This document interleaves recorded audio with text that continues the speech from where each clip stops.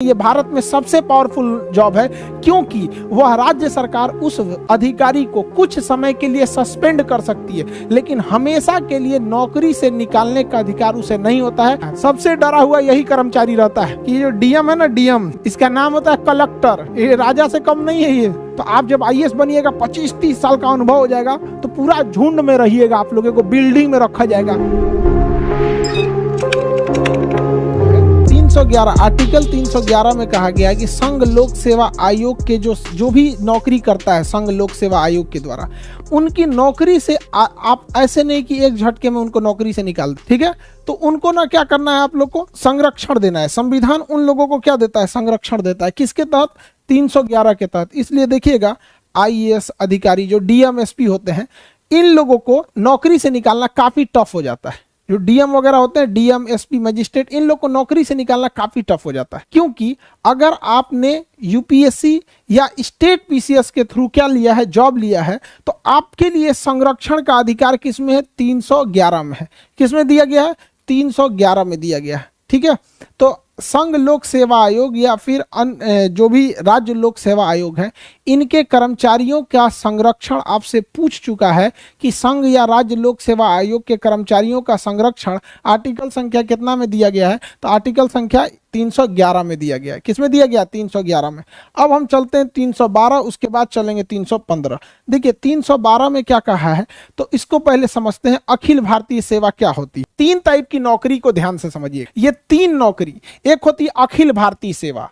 अखिल भारतीय सेवा, अखिल भारतीय सेवा, सेवा का अर्थ होता है नौकरी, सर्विस, अंग्रेजी में कहते हैं सर्विस। ऑल इंडिया सर्विस, इसे क्या कहेंगे? All India service. एक होता है केंद्रीय सेवा, केंद्रीय सेवा, सेंट्रल सर्विस, केंद्रीय सेवा, सेंट्रल गवर्नमेंट का नौकरी, सेंट्रल सर्विस। और एक होता है राज्य सेवा, राज्य सेवा, state service, state service, state service. देखिए इन तीनों में मेन अंतर क्या होता है? इसमें होता है जो अखिल भारतीय सेवा होती है, इसमें आपकी नियुक्ति करती है केंद्र सरकार, आपकी नियुक्ति करती है केंद्र सरकार और भेज देती है राज्य सरकार के पास कि जाइए उस राज्य में ड्यूटी कीजिएगा और उसी राज्य से सैलरी ले लीजिएगा। जैसे आईएएस अधिकारी, आईएएस अधिकारी को सेंट्रल गवर्नमेंट नियुक्त करती है, ट्रेनिंग दे देती है, सेंट्रल गवर्नमेंट ट्रेनिंग दे दी। अब उसका कैडर डिसाइड करेगी कि किस स्टेट में उसे भेजना है। गुजरात में भेजेगी, कहेगी जाओ गुजरात में सर्विस करो, गुजरात में नौकरी करो, वहीं से सैलरी ले लेना। तो ऐसी नौकरी जिसे केंद्र सरकार नियुक्त करती है और केंद्र सरकार ट्रेनिंग देती है,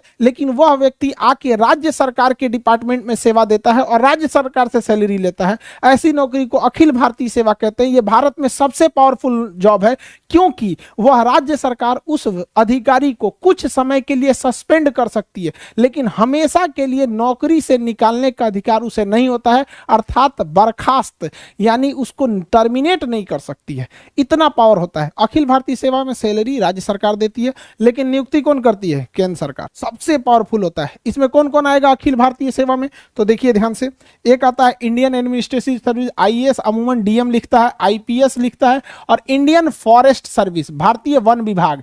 इंडियन फॉरेस्ट सर्विस को रखा गया किसके? कब? 1966 में। क्यों? क्योंकि हमें उस समय आभास हो गया कि जंगलों की कटाई इतनी तेजी से चल रही है कि छोटे मोटे कर्मचारियों को वहां के ठेकेदार, विधायक उधायक डरा धमका मिला उला के कटवा लेते हैं सब पेड़ वगैरह। तो वहां आभास हुआ कि एक ऐसे अधिकारी की जरूरत है जो राज्य सरकार या लोकल लोगों से उतना न डरे। आईएएस जो होता है ना, ये कार्मिक मंत्रालय इसको कंट्रोल करती है, इसे गृह मंत्रालय कंट्रोल करती है और इसे पर्यावरण एवं वन मंत्रालय कंट्रोल करता है। आईपीएस की ट्रेनिंग किस शहर में? हैदराबाद। आईएएस की ट्रेनिंग किस शहर में? आईएएस की ट्रेनिंग, आईएएस की ट्रेनिंग मसूरी में। और आईएफएस की ट्रेनिंग कहां होती है? IFS, Indian forest service, Dehradun. केंद्रीय सेवा में केंद्र सरकार नियुक्त करती है और केंद्र सरकार अपने पास रख लेती है। केंद्र सरकार नियुक्त करती है और केंद्र सरकार अपने पास रख लेती है। यह होता है केंद्रीय सेवा। जैसे रेलवे, रेलवे में नियुक्ति कौन करेगा? केंद्र सरकार। ट्रेनिंग कौन देगा? केंद्र सरकार। भेज कहां देगा? रेलवे डिपार्टमेंट में। रेलवे डिपार्टमेंट किसका? केंद्र सरकार का। सैलरी कौन देगा? केंद्र सरकार। अगर आपको राजदूत बना के अमेरिका भेज दिया जाता है, अगर आपको राजदूत बना के अमेरिका भेज दिया जाता है, तो नियुक्ति कौन करेगी? केंद्र सरकार। किसके थ्रू? यूपीएससी के थ्रू नियुक्ति करेगी केंद्र सरकार और सैलरी देगी केंद्र सरकार। आपको कभी जापान, अमेरिका, रूस भेजेगी तो केंद्र सरकार के निर्देश पर जाएंगे। यूपीएससी में अगर आपको इंडियन पोस्टल सर्विस मिल गया या इंडियन रेवेन्यू सर्विस मिल गया, इंडियन रेलवे सर्विस मिल गया, तो ये सब केंद्रीय जॉब होते हैं। कौन से जॉब होते हैं? केंद्रीय जॉब। तो जरूरी नहीं कि यूपीएससी में आपको सब अखिल भारतीय सेवा मिल जाए। राज्य सरकार आपको नियुक्त करेगी, राज्य सरकार नियुक्त करेगी, राज्य सरकार ट्रेनिंग देगी और राज्य सरकार काम कराएगी आपसे और वेतन देगी। सारा चीज जब राज्य सरकार के अंडर में आ जाता है तो राज्य सेवा कहलाता है। क्या कहलाता है? राज्य सेवा। जैसे बिहार दरोगा, जैसे दरोगा का एग्जाम, दरोगा का वैकेंसी कौन निकालता है? राज्य सरकार। एग्जाम कौन लेगा? राज्य सरकार। ट्रेनिंग देगी राज्य सरकार, काम कराएगी राज्य सरकार, और उसके बाद से आपको सस्पेंडो कर देगी राज्य सरकार, निकाल के फेंकियो देगी राज्य सरकार, टर्मिनेट भी कर देगी राज्य सरकार। सबसे डरा हुआ यही वाला रहता है, सबसे डरा हुआ यही कर्मचारी रहता है, क्योंकि राज्य सरकार के अंडर में ही सब कुछ रहता है। अरे भैया हमरा उठा के मत फेंक दियो। समझ में आएगी नहीं?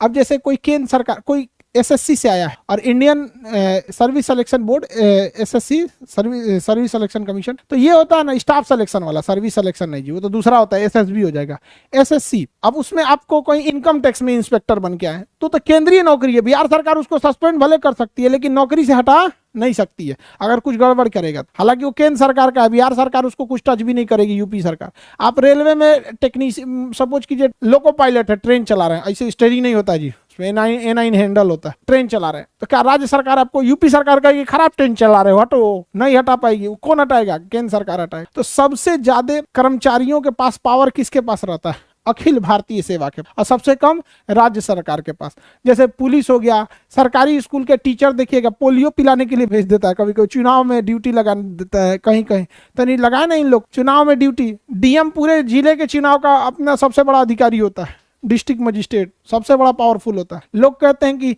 पढ़ लिख के राजा बनोगे, तो उन बकलोलवन को बोलिएगा कि जो डीएम है ना, डीएम डिस्ट्रिक्ट मजिस्ट्रेट, ये राजा ही है, समझ में गया? इसका नाम होता है कलेक्टर, टैक्स कलेक्ट करता है पूरे राज्य से, ये राजा से कम नहीं है, ये पूरा जिला इसी के अंडर में आता है। तो जो अगर बोलेगा कि पढ़ लिख के राजा बनोगे तो कहिएगा हाँ अभी नाम बदल गया, उसी का नाम है डीएम। और पुराना राजा हो जाएगा तो कमिश्नर, डायरेक्टर, फिर बड़ी ज्यादा जाएगा, additional secretary, joint secretary, secretary, chief secretary. Chief secretary तो बहुत बड़ा पावर होता है, समझ में आ रहा है कि नहीं आ रहा? मुख्यमंत्री कोई भी डिसीजन चीफ सेक्रेटरी से पूछ के लेते हैं, चीफ सेक्रेटरी साहब क्या कहना है आपका? तो भैया चीफ सेक्रेटरी बहुत पुराना होता है। ये आईएएस जो निकालते हैं लोग ना, 25-30 साल का जब आपके पास अनुभव हो जाता है, बूढ़े हो जाते हैं, तब आप लोग को चीफ सेक्रेटरी बनाया जाता है। तो आप जब आईएएस बनिएगा, 25-30 साल का अनुभव हो जाएगा, तो पूरा झुंड में रहिएगा, आप लोगों को बिल्डिंग में रखा जाएगा। जितना पुराट आईएएस रहेगा सब ना, यूपीएससी निकाला हुआ, आप लोग कैसे क्लास में बैठे हैं, अभी एग्जाम निकालना है आप लोग को, सबकी ख्वाहिश है यूपीएससी निकाल लें। तो ऐसे ही अलग अलग शहर से कोई यूपीएससी निकाल के आया रहेगा, कोई कहीं पे 20 साल डीएम रहा है, कोई आईपीएस रहा है, कोई कमिश्नर रहा है, उसको फिर बुलाया जाएगा, बड़का बिल्डिंग में उसको रखा जाएगा, उसका नाम रहेगा सचिवालय। सचिवालय में सब ऐसे ही बड़का रहता है, उसी सबसे डिसीजन लिया जाता है। समझ में आ रहा है कि नहीं? तो काफी बड़ा पोस्ट होता है।